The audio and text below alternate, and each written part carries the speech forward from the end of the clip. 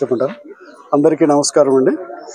ఇప్పుడే 95 లక్షల రూపాయల ఎస్టిమేషన్తో ఉన్నటువంటి 1,20,000 లీటర్ల కెపాసిటీ ఓహెచ్ఎస్ఆర్కి ఇప్పుడే భూమి పూజ చేయడం జరిగింది. కొమరోల్లో ఈరోజు గతంలో ఉన్నటువంటి ఏదైతే నీటి సప్లై చేసేదానికి ఉన్నటువంటి ఓవర్ హెడ్ ట్యాంక్స్ ఉన్నాయో, ఒకటి 60,000 లీటర్లది, ఒకటి 40,000 లీటర్లు ఉంటే ఇప్పుడు కొత్తగా 1,20,000 లీటర్లది కట్టడం జరుగుతూ ఉంది. నేను ఒకటే చెప్తా ఉన్నాను, ఎన్డీఏ కూటమి ప్రభుత్వం, గౌరవ ముఖ్యమంత్రి నారా చంద్రబాబు నాయుడు గారు, అలాగే గౌరవ ఉప ముఖ్యమంత్రి పంచాయతీరాజ్ శాఖ మంత్రులు పవన్ కళ్యాణ్ గారుల నేతృత్వంలో ఈరోజు అభివృద్ధి అనేటువంటిది పూర్తి స్థాయిలో జరుగుతుందనే దానికి ఇంతకంటే నిదర్శనం పని లేదు.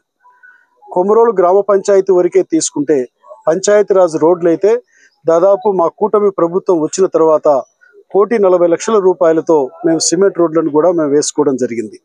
గతంలో చంద్రబాబు నాయుడు గారు ముఖ్యమంత్రిగా ఉన్నప్పుడు దాదాపు 5 కోట్ల రూపాయలతో కొమరోలు గ్రామ పంచాయతీలో సిమెంట్ రోడ్లను, అంతర్గత సిమెంట్ రోడ్లను నిర్మాణం చేసుకోవడమే కాకుండా ఒక గ్రామాన్ని నుంచి ఒక గ్రామానికి అన్కనెక్టెడ్ హ్యాబిటేషన్స్ కూడా పూర్తి స్థాయిలో కనెక్టెడ్ హ్యాబిటేషన్స్గా కూడా చేసుకోవడం జరిగింది.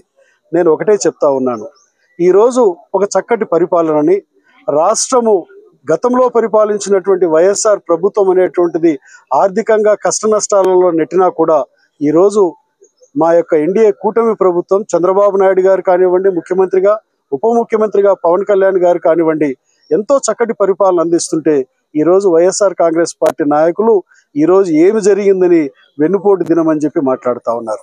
వెన్నుపోటు దినం అంటే ఏంటి? మీ బాబాయిని గొడ్డలతో చంపడమా, లేకపోతే మీ తల్లిని ఈరోజు వెన్నుపోటు పొడిచి ఇంటి నుంచి బయటికి గెంటి వేయడమా? మీ చెల్లికి ఏదైతే ఒక తండ్రికి వారసులుగా మీరున్నటువంటి ఇద్దరికి సమాన ఆస్తిలో హక్కు రావాలని చెప్పి అడిగినందుకు ఆమెకు వెన్నుపోటు పెడిచేందుక మీరు చేసేటువంటి వెన్నుపోటు దినం అనేది? ఏదేమైనా నేను ఒకటే చెప్తున్నాను, విమర్శలు కాదు కావాల్సింది, మనకు కావాల్సింది ఏమిటనంటే అభివృద్ధి చేయాలి, అలాగే పేద వర్గాలకి సంక్షేమాన్ని అందించాలి.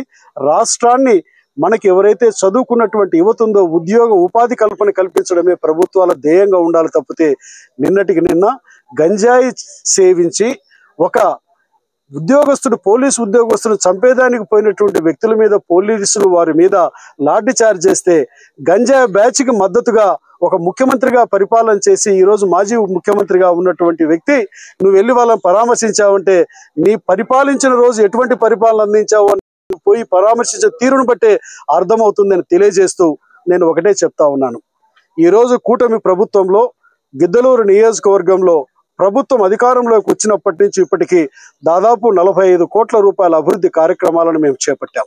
గర్వంగా చెప్పుకోగలుగుతున్నాం. సంవత్సర కాలంలో ఇది ఈ రోజుటికి మాకు రిజల్ట్ వచ్చే సంవత్సరం అయింది. 45 కోట్ల రూపాయల అభివృద్ధి కార్యక్రమాలు చేపట్టాం. ఇంకా చేస్తాం. మేము ప్రజలకు మంచి చేసేదానికి మా ప్రభుత్వం ఉంది. మా నాయకుడు చంద్రబాబు నాయుడు గారు, అలాగే మా ఉప ముఖ్యమంత్రి పవన్ కళ్యాణ్ గారు ఉన్నారని తెలియజేస్తూ కొమరోల్లో అభివృద్ధి అనేటువంటిది పూర్తి స్థాయిలో అందించడానికి నేను సంసిద్ధంగా ఉన్నానని తెలియజేస్తూ మీ దగ్గర నేను సెలవు తీసుకుంటా ఉన్నాను.